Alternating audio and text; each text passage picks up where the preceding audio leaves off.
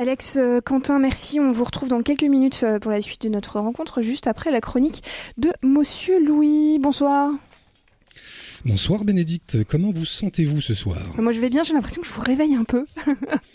Non, je suis un petit peu frustré pour tout vous dire, je n'ai toujours pas été viré de RCF. Pourquoi vous seriez viré ? Enfin Bénédicte, le printemps est là, les oiseaux chantent gaiement, contrairement à Francis Lalanne. Les tenues se raccourcissent au fur et à mesure que la température augmente, et les salles de spectacle vont rouvrir plus rapidement qu'une bouteille de pastis chez les Devilliers. Alors on va bientôt faire des réunions d'humoristes, et vous ne devriez pas être sans savoir qu'un bon humoriste radio en France est un humoriste radio qui s'est fait virer. À l'instar de feu mes collègues Stéphane Guillon, Pierre-Emmanuel Barré, Didier Porte et même Coluche du temps de son court passage sur RMC, le licenciement pour chronique dérangeante et la médaille de résistance sur le costume de victime de la censure du grand méchant patron fasciste, communiste, capitaliste et rayé des mentions inutiles. J'ai besoin de remplir toutes les cases si je veux gagner ma street credibility dans le business, avoir le costume sur mesure et ça marche dans tous les milieux. Que serait le punk sans sa crête capillaire réglementaire et son blouson usé et criblé de badges douteux ? Juste un type globalement en colère et qui boit de la mauvaise bière. Que serait le représentant de commerce, sans sa raie sur le côté et son costume cravate ?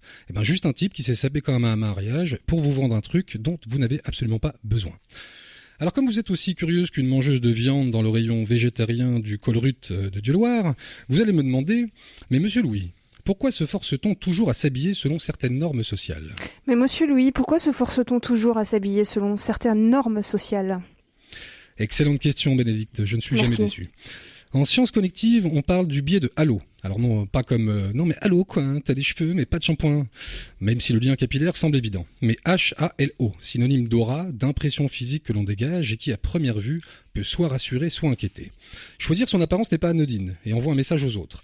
On peut choisir de s'habiller de manière neutre pour signifier je suis quelqu'un qui ne souhaite pas être trop dérangé, ou d'une manière voyante pour attirer l'attention à soi, comme par exemple le désormais célèbre Pierre-Jean Chalençon, restaurateur clandestin à 300 balles et 2 feuilles de chicon, et parfait mixte esthétique entre Carlos, le chanteur de variété, et Michel Polnareff, l'ancien exilé fiscal. Donc le costume que l'on porte est important, mais il est parfois un peu trop grand ou trop mal taillé pour celui qui le porte ou prétend le porter. Prenez par exemple monsieur Jordan Bardella, numéro 2 du Rassemblement National, et comme tous les anti-immigrations, donc il porte un prénom américain et un nom de famille italien. Donc ce dernier, candidat aux élections régionales, fait campagne sur la sécurité. Sauf que mon petit Jordan, la sécurité n'est pas une compétence du conseil régional. Ça ne donne pas très envie de te donner les clés du camion si tu ne sais même pas où se trouve le levier de vitesse. En parlant de vitesse, il y a 10 jours, c'était le concours Eurovision de la chanson.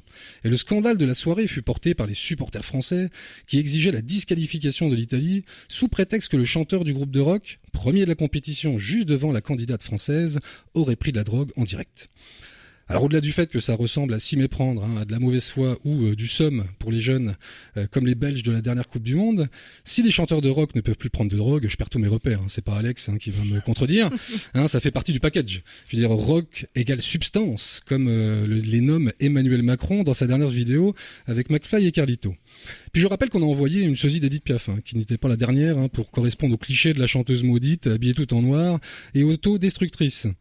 Alors j'ai envie de conseiller aux auditeurs et aux auditrices de ce soir de respirer un grand coup et de se foutre un petit peu plus du regard des autres. Si vous avez envie de porter une robe de grand-mère ou un short avec une cravate, faites-vous plaisir. Si vous avez envie de manger un couscous au jambon ou un cassoulet vegan, qui suis-je pour juger ? Et en bon chroniqueur de RCF, je pourrais terminer ce biais d'humeur par un dicton maison. L'habit ne fait pas le moine. Mais savez-vous, Bénédicte, pourquoi l'habit ne fait pas le moine ? Non, pourquoi ? Parce que le moine ne choisit jamais lui-même son habit. Alors prenez soin de vous, et dans 2 semaines, je taillerai de nouveaux costards, sauf si je me suis enfin fait virer. Mais non, on vous garde en tout cas pour l'instant. Merci beaucoup, monsieur Louis, à très bientôt.